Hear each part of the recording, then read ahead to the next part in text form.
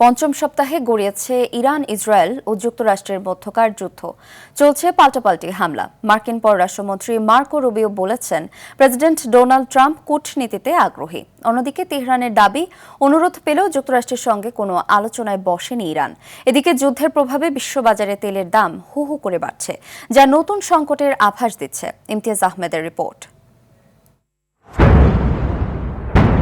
চরম অনিশ্চয়তার মুখে ইরান, ইসরায়েল, যুক্তরাষ্ট্রের ত্রিমুখী যুদ্ধ চলছে। হামলা পাল্টা হামলা।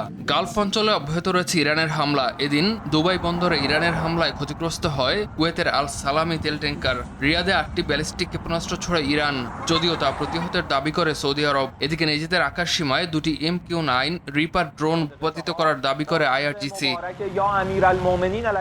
অন্যদিকে দক্ষিণ ইরানের সিরাজ শহরে অস্ত্রাগার লক্ষ্য করে যৌথ হামলা চালিয়েছে যুক্তরাষ্ট্র ও ইসরায়েল।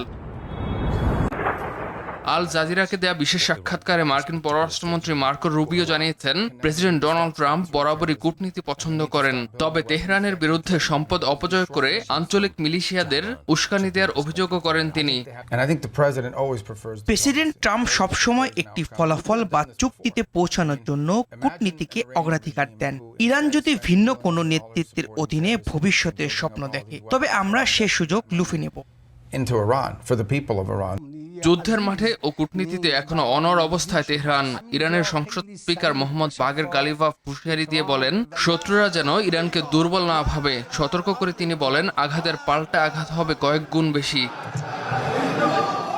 এদিকে ইরানের পররাষ্ট্র মন্ত্রণালয়ের মুখপাত্র ইসমাইল বাঘাই জানান, যুক্তরাষ্ট্রের সঙ্গে ইরানের কোনো সরাসরি আলোচনা হয়নি। পাকিস্তানের মাধ্যমে ওয়াশিংটন আলোচনার প্রস্তাব দিলেও তা গ্রহণ করেনি তেহরান। 2025 সালের জুনে 12 দিনের যুদ্ধে কূটনীতির সঙ্গে যে বিশ্বাসঘাতকতা করা হয়েছে তা ভুলে যায়নি ইরান।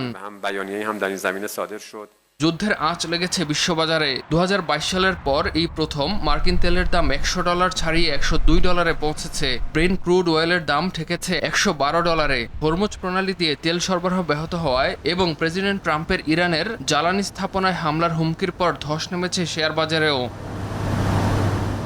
এদিকে গত 24 ঘন্টায় লেবাননে 3 জাতিসংঘ শান্তিরক্ষী নিহতের প্রতিবাদে জাতিসংঘ নিরাপত্তা পরিষদে জরুরি বৈঠক বসতে অনুরোধ করেছে ফ্রান্স।